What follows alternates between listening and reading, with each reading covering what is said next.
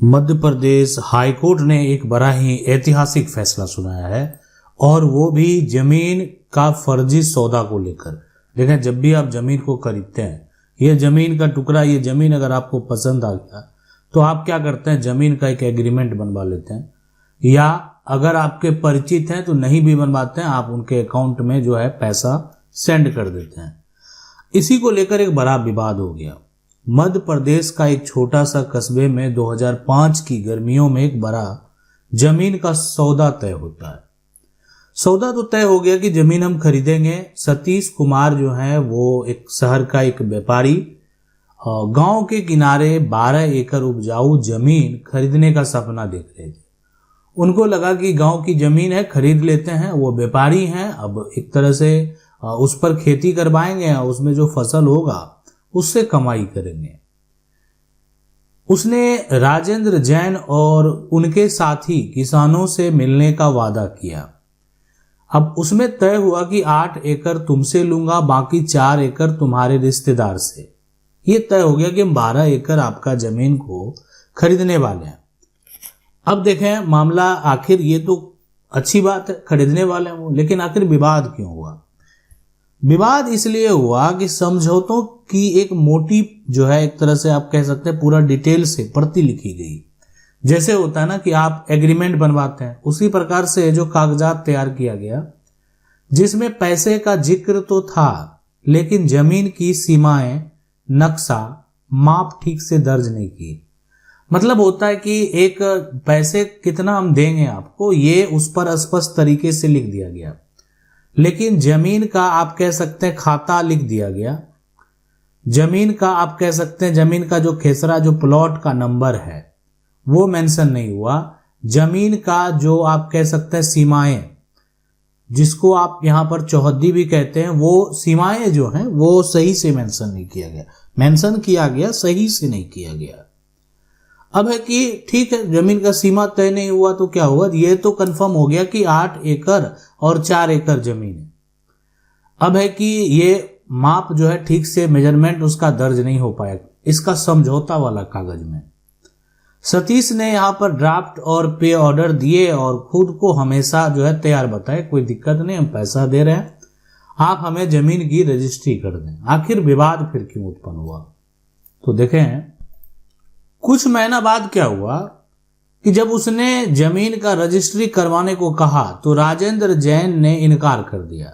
अब राजेंद्र जैन जो है, जो बात पर एग्री हुआ था कि जमीन एक तरह से हम आपको देंगे, उस बात से इनकार कर दिया, और वो भी यानी कुछ ही दिन में, कुछ महीने में। उनका कहना था कि यह समझौता अधूरा है, सतीश असली खरीदार नहीं है। सतीश बात करने के लिए था, लेकिन सतीश जो है उस जमीन का खरीदार नहीं था, पैसे किसी और ने दिए थे। ये पता चल गया यहाँ पर राजेंद्र जैन को कि सतीश जो हमसे बात कर रहा है ना, ये जमीन अपने नाम पर नहीं खरीदेगा, ये बात तो हमसे कर लिया।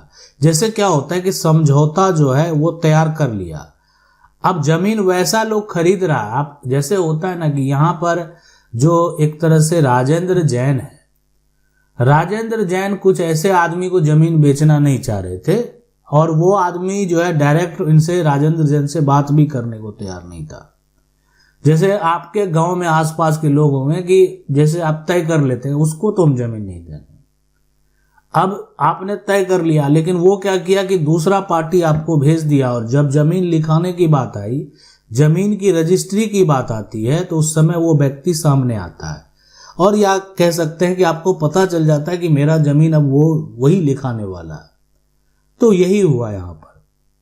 यानी ये राजेंद्र जैन का कहना था कि देखें, ये समझौता अधूरा है, सतीश असली जब खरीदार नहीं है तो सतीश का नाम इस समझौता का जो कागज है, एग्रीमेंट है, उस पर लिखा हुआ है। पैसे किसी और ने दिए, और गांव में यह खबर फैल गई कि ये जो है बेनामी सौदा हो रहा है। जो पैसा दे दिया है ना, वो जमीन को लिखा नहीं रहा है, नाम किसी का, पैसा किसी और का। यानी यहाँ पर खेल कुछ अलग था, या ये कह सकते हैं कि बीच में दलाली भी हो रही हो, कि जमीन जो है एक तरह से ये सतीश जो है वो बात तो कर रहे थे, लेकिन ये भी किसी पार्टी से अधिक पैसा लेकर बीच में एक मोटा कमाई भी कर रहे थे।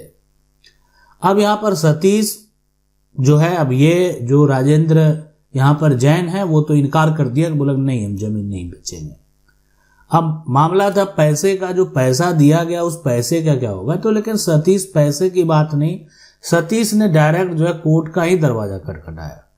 बोला सालों तक ये मुकदमा चल गया। आप समझ सकते हैं कि पैसा कब दिया गया था और कई सालों तक इसका मुकदमा चला, गवाह आए, दस्तावेज दिए, पर एक बात तो साफ होती है कि समझौतों में जमीन का सटीक विवरण नहीं और पैसे का जो है स्रोत जो है वो स्पष्ट तरीके से नहीं लिखने के चलते ये मामला चला गया हाईकोर्ट में। हम आपको हाईकोर्ट यानी मध्य प्रदेश हाईकोर्ट का वो जजमेंट जो है वो भी बताएंगे, यानी केस नंबर से कैसे आप पूरा डिटेल जो है प्राप्त करेंगे और ये जो है जजमेंट का पूरा डिटेल जो है आप कैसे डाउनलोड कर पाएंगे, देख पाएंगे, पूरा पढ़ पाएंगे, वो भी बताएंगे।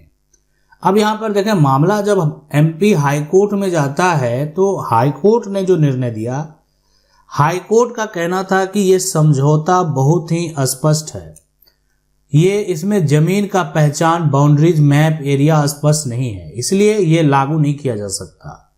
इस तरह का जो लेन देन है ना वो बेनामी ट्रांजैक्शन है। कोर्ट ने पाया कि सौदा बेनामी स्वरूप है, जो आदमी बीच में बात कर रहा है अपना नाम दर्ज करा समझौते के कागजात पर, एग्रीमेंट पर दर्ज कराए हुए, अब अगर वो खरीदता नहीं है अपने नाम से तो खरीदना उसी को होगा। तो ऐसे सिचुएशन में ये जो है बेनामी सौदा ही कहलाएगा, क्योंकि वास्तविक खरीदार और भुगतानकर्ता अलग अलग प्रतीत होता है, पैसा देने वाला जो है वो अलग अलग प्रतीत होता है। तो ये बेनामी लेन देन जो हो गया निषेध अधिनियम कानून 1988 के तहत उसको अवैध बता दिया। अब फर्जी वादी का मतलब यहाँ पर हो गया कि अदालत ने ट्रायल कोर्ट की यह बात सही मानी कि वादी की पहचान प्रमाणित नहीं हो सकी, वह व्यक्ति वास्तव में यहाँ पर मौजूद या सक्षम नहीं था किसी भी प्रकार का कोई भी बात करने में। अब बात करेंगे इसके केस नंबर की। तो ये जो केस नंबर है यानी फर्स्ट अपील 647/2008 और यानी सतीश कुमार जो हैं और राजेंद्र जैन पर यह विवाद है। 16 मार्च 2020 को ये हाईकोर्ट ने एक ऐतिहासिक फैसला सुना दिया। मतलब बाद में हुई जो एक तरह से बिक्री, यानी जिस तीसरे पक्षों प्रतिवादी को बाद में जमीन बेची गई उससे सौदे वैध माने गए, क्योंकि कोई जो है एक तरह से प्रभावी यहाँ पर इंजेक्शन कोई किसी प्रकार का स्टे नहीं था। बाद में वो जिसको बेचे हों, जैसे बेचे हों वो सही है।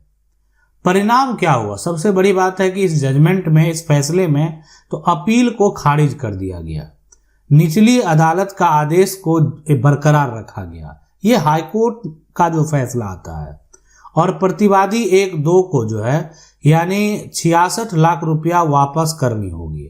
पैसा जो लिया है, मान लेते हैं कि जो राजेंद्र जैन है प्रतिवादी जो भी है इसमें, जो एक तरह से बात किया था कि हम 8 एकड़ देंगे, एक बात किया था हम 4 एकड़ देंगे, उसको क्या हुआ कि निष्कर्ष ये निकला कि पैसा जो है वापस करना पड़ा। अब आपके मन में बहुत सारे इस जजमेंट को लेकर सवाल होंगे कि आखिरकार ऐसा क्यों हुआ, इसका वजह क्या है, या अन्य भी आपके मन में बहुत सारे सवाल चल रहे होंगे। देखें, यहाँ पर ऐसा होने का वजह यह है कि अगर आप अपने नाम पर एग्रीमेंट कराते हैं, आप पैसा देते हैं, तो कानून ये कहता है कि जमीन का जो सेल डीड तैयार होगा, जमीन की जो रजिस्ट्री होगी वो आपके नाम पर होगी। ये एक तरह से लीगल वे है। नहीं तो आप जिसके नाम पर रजिस्ट्री कराना चाहते हैं आप उसी के नाम से जमीन का जो है कॉन्ट्रैक्ट तैयार करें, जमीन का एग्रीमेंट तैयार करें। आपने समझौता किसी और के नाम बनाया और इसका निष्कर्ष ये हुआ कि बाद में जमीन खरीद कोई और रहा, पैसा कोई और दे रहा है, तो इसलिए ये विवाद उठा। और यहाँ पर जो है आप कह सकते हैं ऐसे सिचुएशन में यानी जो पैसा का लेन देन करने वाले हैं उसके ऊपर कार्रवाई भी की जा सकती थी। अभी क्या होता है कि अभी वर्तमान में अगर आप कोई प्रॉपर्टी को खरीदते हैं, अगर 50 लाख की वो प्रॉपर्टी है, 50 लाख जो विक्रेता यहाँ पर एक तरह से प्राप्त करेगा और आप एक क्रेता हैं, आप खरीदार हैं, आपने 50 लाख दिए, पूरा ट्रांजैक्शन का ब्यौरा भी बताना होता है। आपने ये पैसे कहाँ से लाए, आपका ये पैसा कैसे आया, आप लोन लिए या आपके पास ये पहले से था, कोई आय का आपका स्रोत है, अगर सब कुछ मेंशन होता है तो फिर, नहीं तो आपके ऊपर इनकम टैक्स के द्वारा भी कार्रवाई की जा सकती है। अब यहाँ पर देखें इस जजमेंट में, ये स्टोरी में अगर आपको कुछ जो है लगा होगा कि इसको और डिटेल से जानना चाहिए तो आप हमें कमेंट कर सकते हैं। इसी प्रकार का और भी जजमेंट देखने के लिए आप हमारा प्लेलिस्ट में जा सकते हैं और इस तरह का जजमेंट इसको प्राप्त करने के लिए डिस्क्रिप्शन में पूरा इन्फॉर्मेशन दिया गया है, वहां पर आप जाकर देख सकते हैं आखिर ये जजमेंट प्राप्त करने के लिए आपको क्या करना पड़ेगा। आशा करते हैं वीडियो अच्छा लगा होगा। वीडियो को लाइक जरूर कर दें। चैनल को पहली बार देख रहे हैं सब्सक्राइब करके जो बेल आइकन है उसको जरूर दबा लें। मिलते हैं अगले वीडियो में, तब तक के लिए जय हिंद।